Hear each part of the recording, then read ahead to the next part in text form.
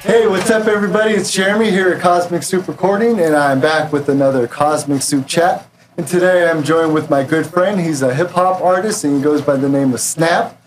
So thank you very much for being here. It's always a pleasure, man. We just got done recording the song, and I think it turned out really good. Starting to put out some more stuff. We're building up a mixtape that should be out pretty soon. So tell everybody how you got started. It's the typical middle school blacktop freestyle battle story. I'm originally from New York. Grew up in New Jersey, and I was really big into poetry and stuff growing up as a kid. Third grade, fourth grade, I used to write a lot of poems, and that altered into rapping. My best friend J Boo, aka Suicide Root, he passed away recently. But he's got me started rapping, and so we had that freestyle battle on the blacktop after school, and everybody was standing there, and I went off. Can't tell you what I said, but I know I went off, and they promised me. It was like, "Yo, promise me you'll never stop rapping." Nice. And I was like, from that day forth, I never stopped rapping. And I just kept getting better and better and better. Hell yeah! So, how long did you live in New York before you came to hot-ass Arizona? Oh, man. The time story between New York and Arizona is it's crazy. I've been to Baghdad twice. I've been in Texas, Georgia. So I lived all over the place. I was a truck driver, did a lot of stuff. So it was I had a good run, and it got cut short. I ended up having a kid out here, and so I settled down here in Arizona. 2013. Very nice. Yeah. I mean, that's awesome, but I mean, growing up in New York, I'm sure you got to hear a lot of music and hip-hop. Yeah. I grew up with some of the great rappers, Biggie Smalls, Big L, Stack Bundles, a lot of East Coast Jersey rap. Is it very competitive over there, or is it more of like a community? Nah, it's very competitive. It's a dog-eat-dog world. Everybody's trying to get to the top. So the biggest challenge was, finding a team to work with, because everybody was trying to outshine everybody. And, so I got put on a back burner sometimes because, people didn't want me to outshine them on their track type of thing, So that kind of made it hard to collab with a lot of people. Yeah. And a lot of producers and stuff like that. They didn't want me to, basically sound better than them on their own beat type of thing. Yeah. I mean, are there still a lot of studios over there, or is it kind of moving more towards home recording? No, there's still a lot of big studios out there, and a lot of small studios. And the music scene is still pretty big out there. Oh, yeah. It's just a mixture of the street life and regular life that you gotta try to balance. In this whole circle. Out here in Arizona, I got the ability to focus my attention on my music. I ain't gotta really worry about watching my back too much. Right. I don't gotta worry about them not getting robbed or shootouts and stuff like that. So yeah, one thing I have heard is that everything moves really quickly over there, where then as you move west, everything's just kind of slow. And unfortunately, people are really flaky here, and a lot of people act like they're gonna do something, but it's hard to get them to actually do it. But I'm hoping that that'll kind of change. I mean, there's a lot of talented people here in Arizona, in Phoenix, and hopefully we just need more artists such as yourself to kind of push it and build it up. So I know you mentioned Biggie and a couple other artists. Who are some artists that you're listening to now? On your radar? Not really. Just the basic, Jay-Z's and stuff like that, Nas, and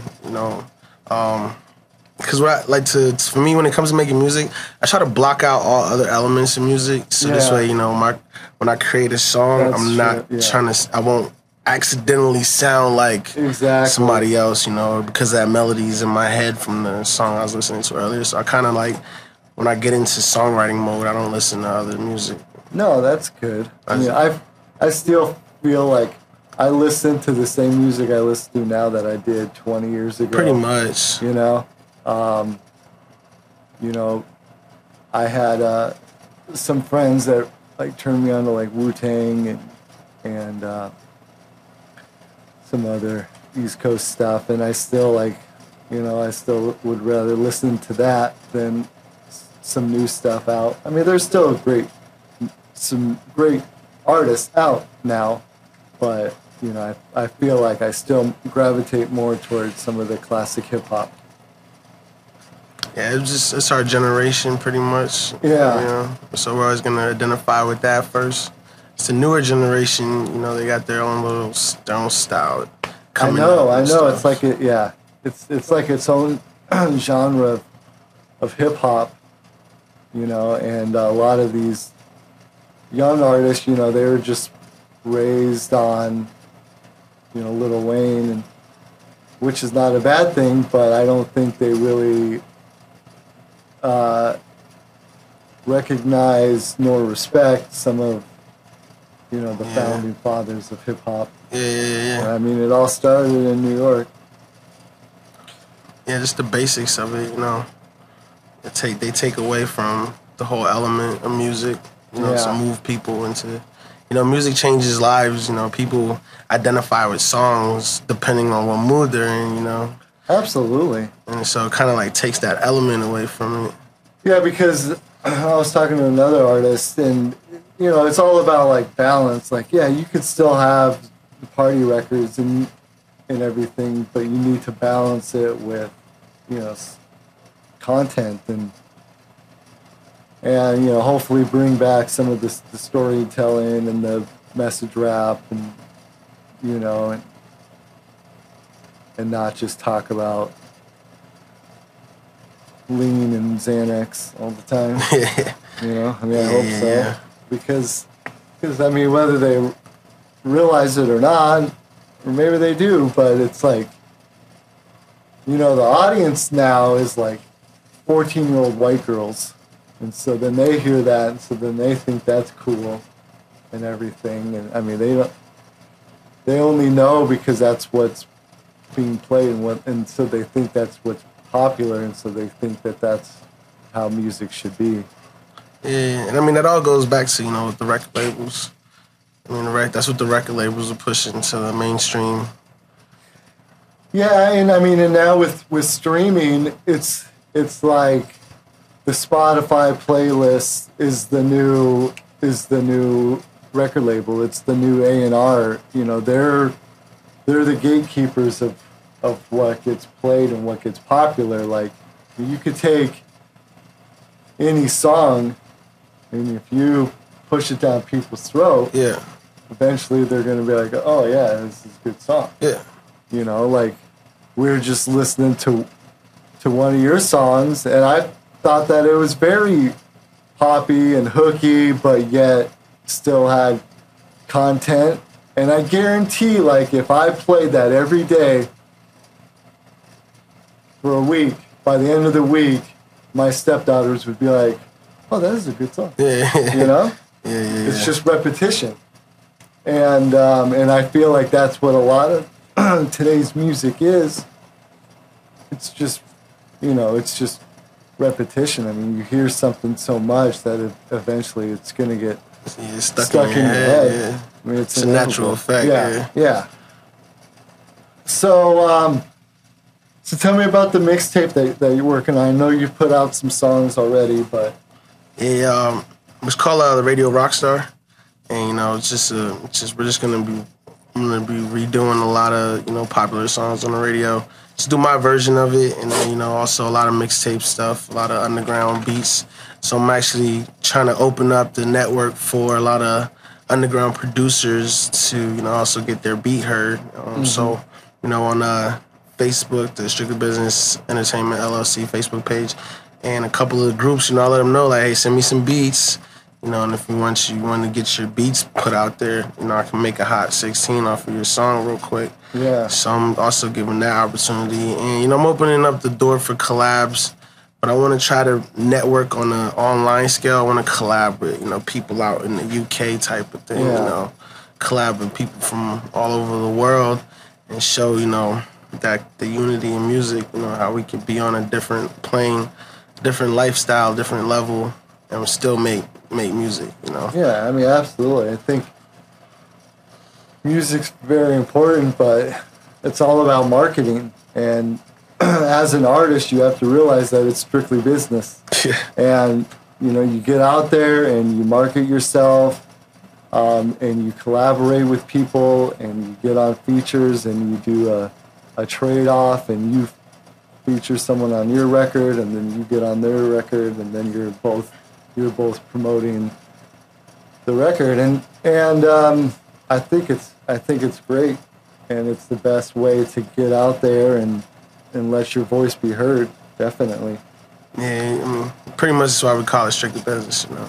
And I Absolutely. just came from that point where, like, back in the day when I used to work with people and, you know, I didn't like something, you know, or I didn't like the beat, or I didn't like their verse. And, you know, I guess people are really sensitive when it comes to constructive criticism. And so I had to tell them, like, yo, it's nothing personal. This is nothing personal between us, but, like, it's strictly business. Yeah. And that song's not going on the mixtape, you know, like, I'm not working on that type of thing. So that's where that whole thing brewed up at. Just a way to tell people before we even do business, just so you know the way I do business. It's nothing personal. I can know you for 100 years, but when it comes to business, bro, it's strictly business. Yeah. And I feel like some of these young guys need to hear that maybe they're not meant to be a rapper. Maybe they might have talent, but maybe they need to put that talent in some other way in the industry, because, you know, I get a lot of guys, and, you know, their friend made a song, or somebody at school made a song, and so then they come in and they feel like just because they wrote some rhymes that they're an artist now. Yeah. Now it takes years, man, the grooming and repetition. It's hard song work. Composition. It's hard work, and it's always being prepared. You know, the difference is night and day between someone coming here being prepared and being unprepared.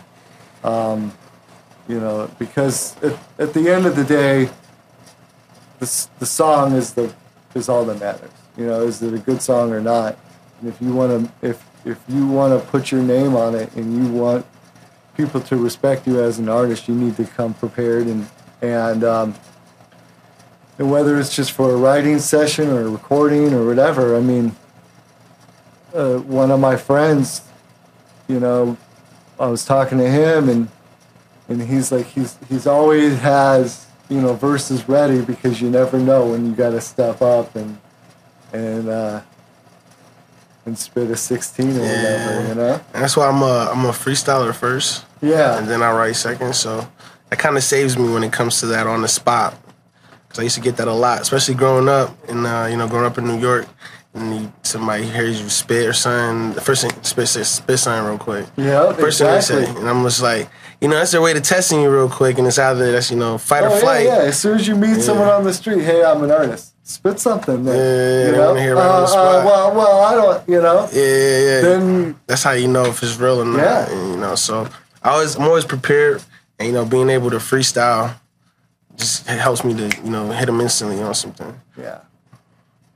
And I mean, now with phones and everything, I mean, you could be doing whatever, and then you get an idea, you could just record it real quick. I mean, you can freestyle in your phone and go from there, you know. But there's guys that show up and they're like, oh yeah, I do better if I'm freestyling. Okay, then do it.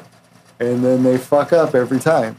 Yeah, but your job is to just, you know, take that money. You come in here for 2-3 hours and fuck up all you want. Just have the money to fuck up, you know.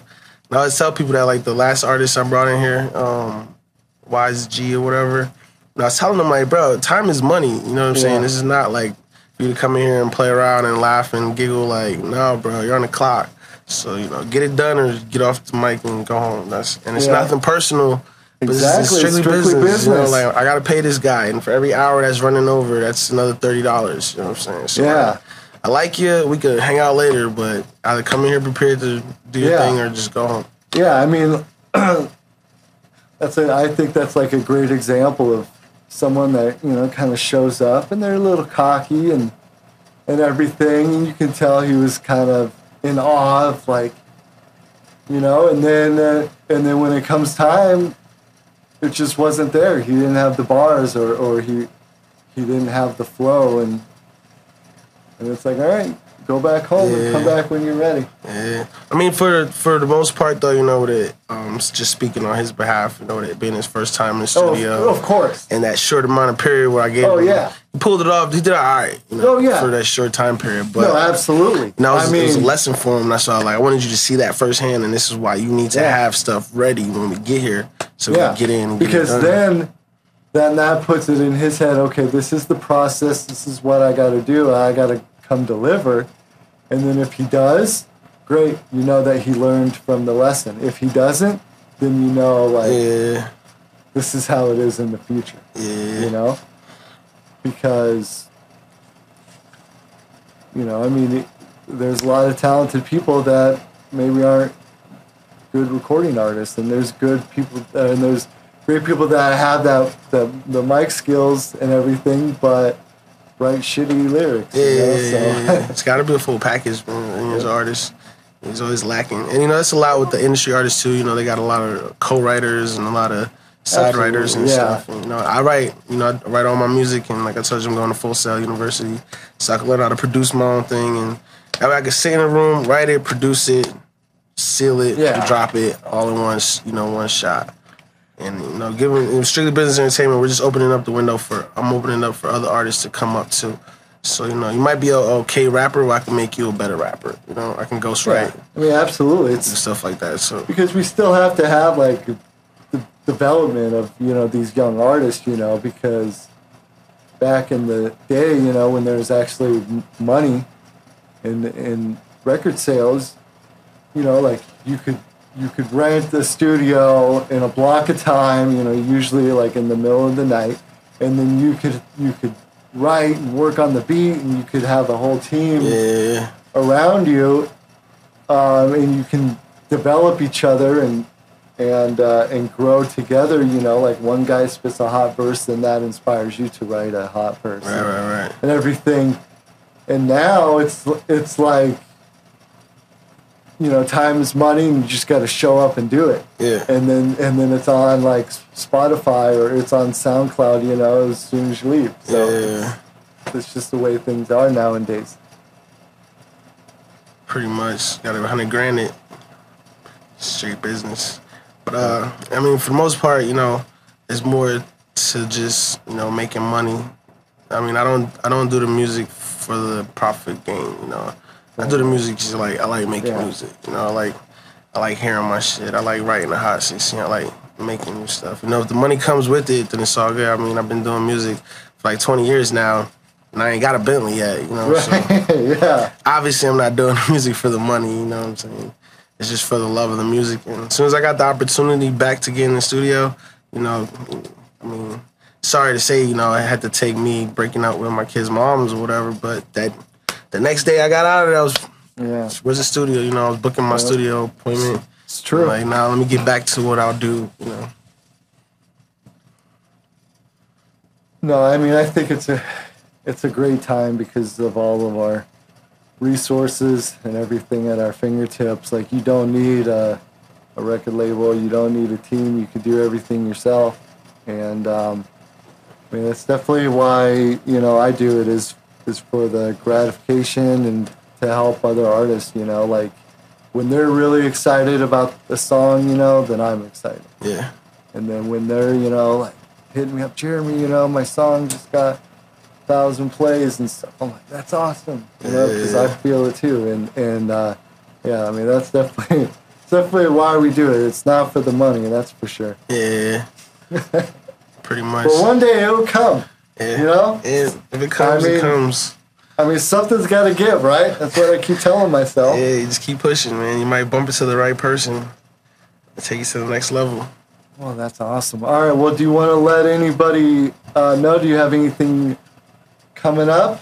Yeah, we got lots of coming up. You know, we got the Strictly Business app coming up. I can't really get into too much details because it's still in the beta phase, but we do have an icon, so we're getting there. But it's gonna be like a new platform for the entertainment industry, and it's gonna be pretty tight. We also got the clothing line coming soon, and I can't really hint too much on the name, you know, just until I get everything. I get everything Aside from signed and sealed. Business? Yeah, this is a totally another venture, you know. But you know, we're gonna. I feel like if I'm gonna wear something and you know take pictures, it might as well be something that I own. You know, instead of making Tommy Hilfiger rich, you know, rock my shit. So you know, I got an awesome designer that came on the team. She does a lot of canvas art, and so you know, we're bringing a different twist with this clothing line, and we're making more of like an artistic piece versus just another shirt. You know, like. We're gonna most of all of her canvas art will be limited edition, you know, so there'll only be a certain amount released every year, just like how Jordan does his sneakers, you know. And then we'll have the regular, you know, $10-$20 shirts you can buy all the time. But you know, when she does the paintings and stuff like that, those are, you know, and it's just she's really talented. So I'm really excited just to get that out there. Like, it's so hard for me not to talk about it because, you know, like I've already got designs ready to start being pressed up. It's just the legal ramifications that I need to get taken care of. And so, but that's coming soon. You know, also the Radio Rockstar mixtape. We got that. You know, we're building up the Instagram, Strictly Business, or SBE _ LLC. Is our Instagram page, and you got my personal your page. Artist page, yes. I'll put all the links down below so you guys can check it all out. Be sure to like and follow and subscribe. Yeah, I'm just trying to bring back real music, man. Like, I mean, the mumble rap's cool to an extent, you know, but like you could actually say shit and sound hot too. You know? Yeah. You gotta mumble the whole time. Well, I mean, I think of it like food, you know, like. Sure, a piece of candy is nice every once in a while, but if you have too much sugar, you know, you're gonna get sick. So sometimes you need some meat. Yeah, you know, get diabetes. You have too much. Yes, we don't want to have everybody getting diabetes. We need some meat and some protein and some vegetables. We need a little bit of everything. Yeah, so I'm gonna bring back the meat and potatoes. You know, good. Serve them up some dinner and shit. Good, that's so great. It's also a pleasure working with you too, man. Cosmic Soup Records is ones who got me back in the booth. You know, you're the first one I started recording with in Arizona. So it's true. I brought him out of retirement. Yes, sir. I'm back on the court. I'm excited. I love hearing everything you come up with, and I know you've got a lot more stuff in store for us. And it's great. So, guys, take a moment, check it all out. You're gonna dig it, I swear. Leave a nice comment or leave a mean comment too. That's fine. Just say you don't like it. You don't gotta add all the extra stuff. I get the picture. You know what I'm saying? But thank you so much. I'm not going to take up too much more of your time. I appreciate it. Thank you so much. Right. And until next time, buddy. All right, so it's a pleasure. All right, my man. And cut. Strict business.